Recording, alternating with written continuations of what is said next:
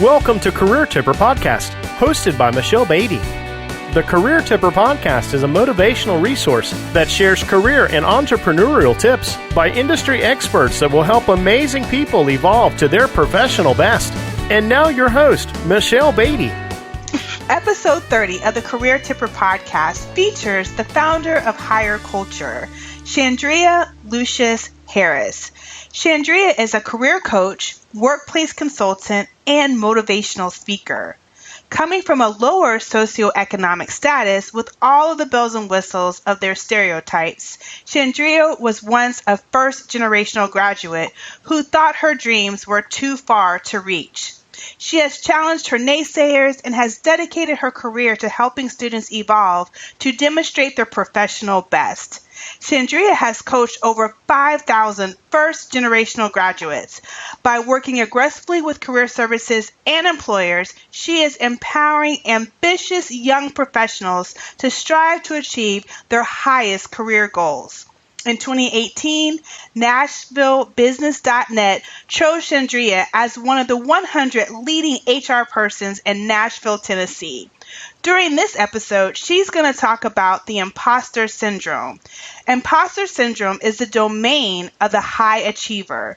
Those who set the bar low are rarely its victim. I'm your host, Michelle Beatty, professional development author and coach. Chandria, welcome to the Career Tipper Podcast. Thank you so much, Michelle. Thank you. I'm so excited to be on. We're going to have a good time. Yes, I'm so excited. Yes. So before we get into all the details of the imposter syndrome and how it can really reign in its domain of all these high achievers that are just overthinking, not giving themselves credit for the success that they have, and just shrinking back when they should be just confidently stepping forward, what was your journey to helping over 5,000 first-generational graduates to connect and accomplish their career goals? Thank you for asking. So my journey started when I was actually let go from my first position. And I love to tell this story because it's really how Higher Culture unfolded. So overzealous, excited, ambitious, I worked in HR with a very small team. It was like 2 ladies and myself.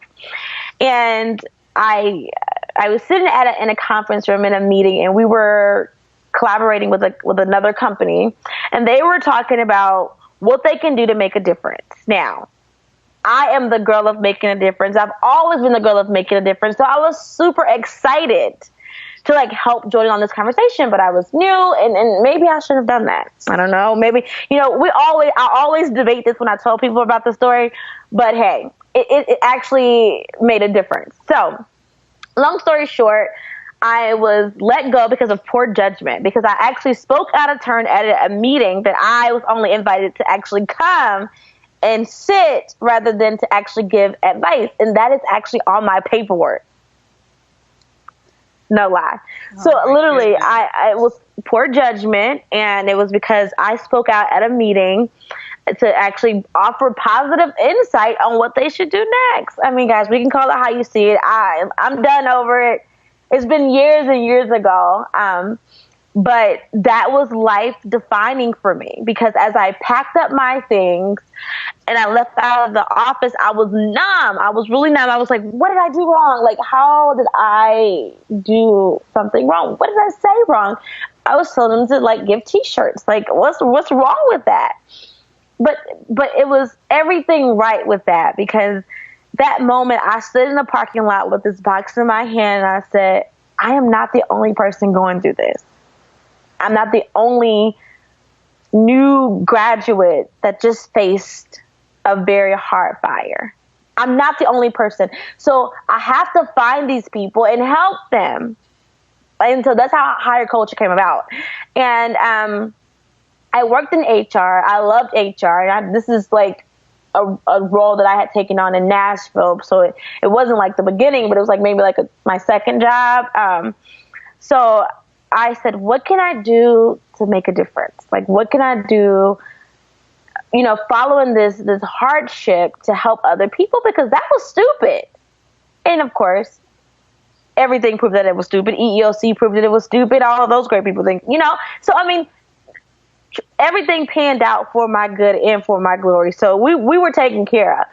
But my point was, there are more people like me around this world that is dealing with this.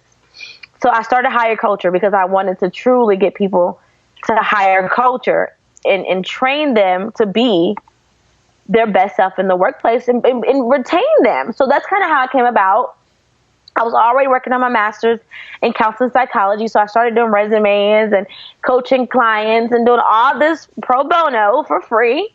I got my case studies together, and before I knew it, I was working in higher education, and then I was counseling 10, 15 students literally a day. I mean, it's crazy. And I look up today, and I'm past 5,000. I mean, because at this point, I just truly want people to be successful. And I realized as a first generational graduate, I didn't know it all, right? I didn't know that you're not supposed to speak out at a meeting, even if you're happy. I didn't know that. Like, my mom didn't work in corporate America. I didn't know that.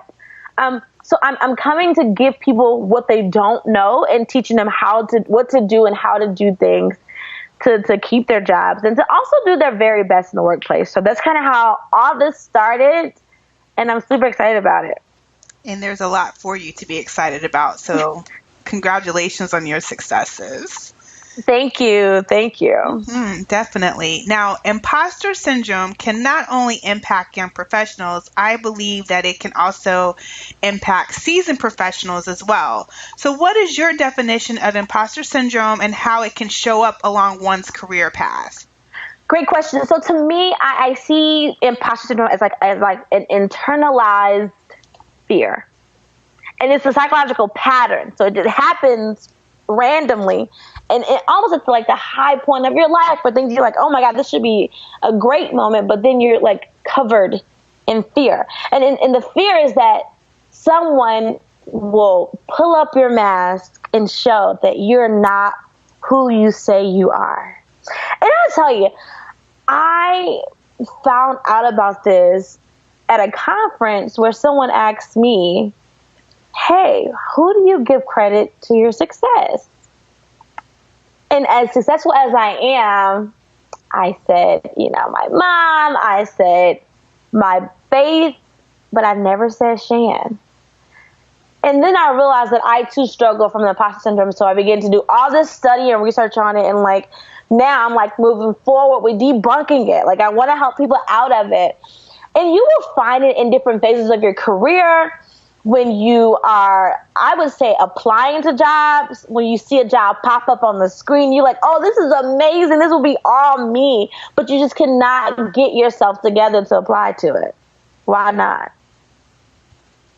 When you find this form that says networking with the stars, and you're like, oh my gosh, it costs this much money, but all these people will be here, and I should go, and then you don't go. Or you'll find it when it's time to go up for a promotion and you've worked your butt off and you're like, you know what? I deserve this. And you're like, but they should tell me I deserve that. So those are different times in your career where they'll pop up and you're like, man, but I know I deserve it, but do I really deserve it? And those are some times in your career where you'll find that to pop up, this transition from graduating from college to transition into a new career, moving to a new city, any type of new life changes that's going to require you to level up. You may face a little doubt there. Actually, a lot of doubt, because it's gonna stop you from moving forward. Okay, Shan. So let's dig a little deeper and let's talk about what are qualifying factors for someone to feel like they deserve their next level or to up level their career. What does that look like from your perspective?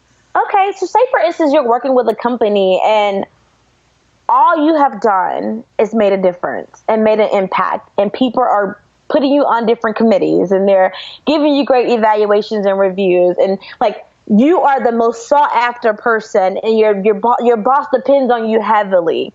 Those are performance factors to show that you deserve this next level. So it comes from your performance and your productivity and things that you're actually doing to make a difference, to make an impact, to save the company. So let's take it another step further. Let's say, for instance, you just recently graduated and you studied hard, you made the grades, and you obtained internships. You've performed to show that this next level is yours because you were equipped to make a difference. You're equipped to serve. You're equipped to solve the problem that is there waiting on you. So that's what I mean when I say deserve, and the ways to actually measure when it's time for you to level up in your career. I love it. Now, career confidence, that's something that I'm extremely passionate about. And I know that you're passionate about imposter syndrome. So I believe that career confidence can definitely be shaken by the imposter syndrome. So what are some ways to identify the confidence culprit? Here's some things that I feel like they can really shake in your confidence.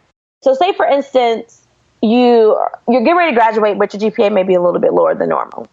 That can shake in your confidence. Say, for instance, you had all 4s on your evaluation, but then you get 1-3, which means you just met the expectations, but you didn't exceed them.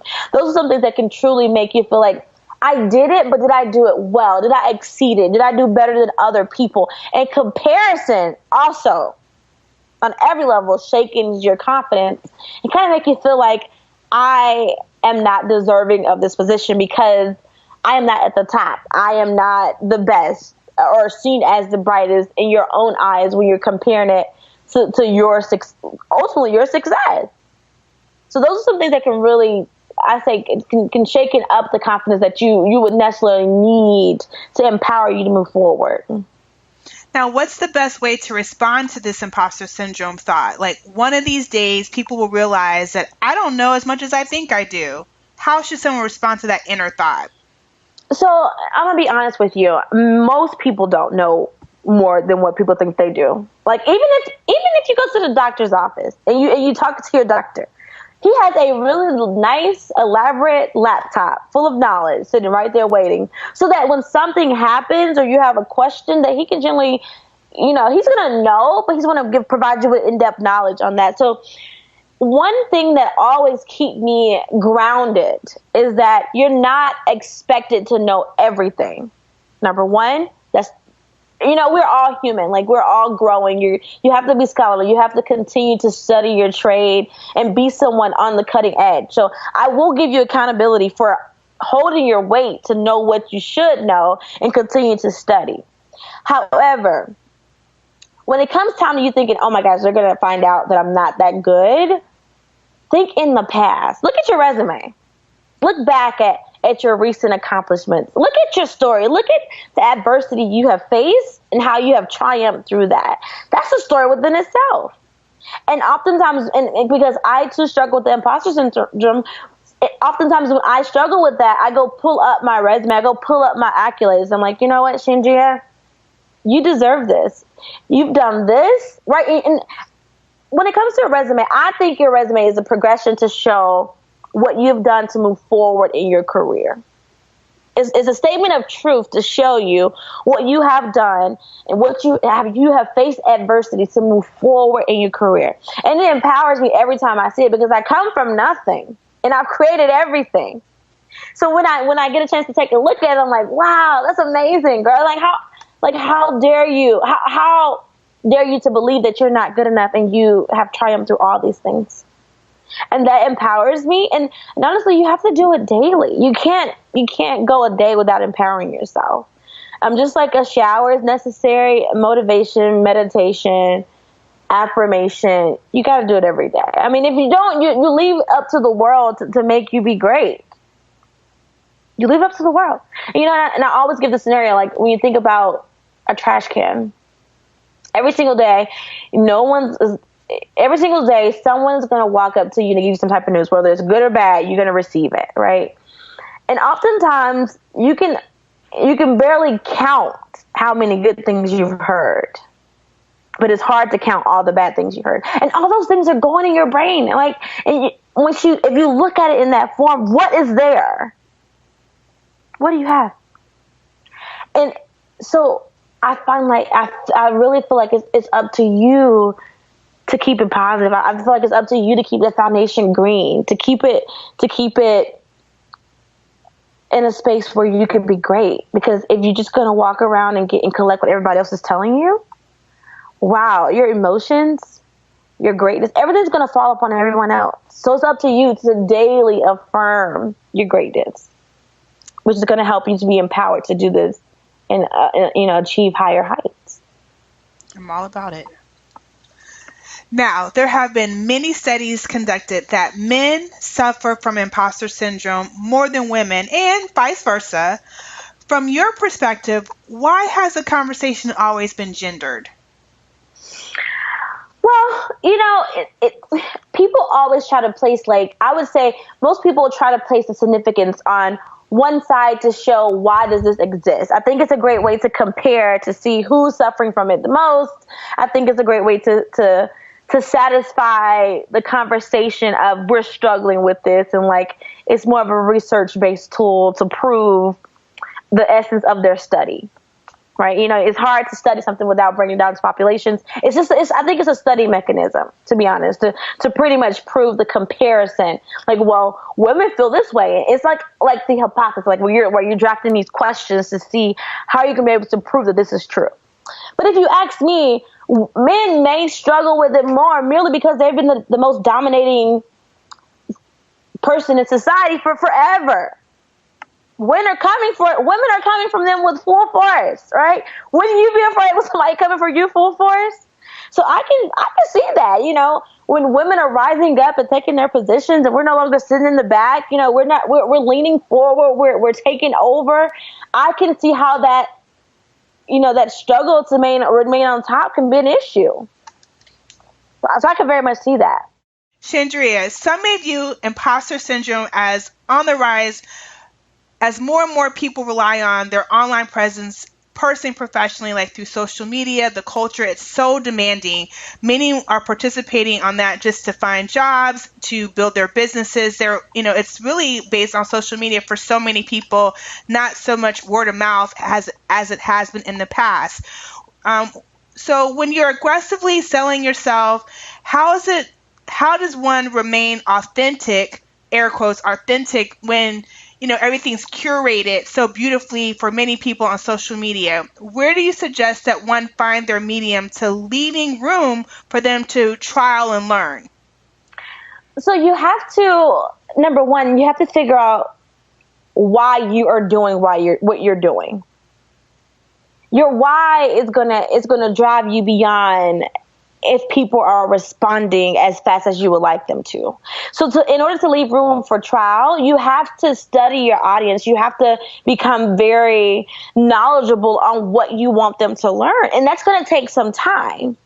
And anything with social media, whether you're curating it perfectly or not, unless you have thousands of dollars, it's going to take time to grow organic followers. So use your time wisely.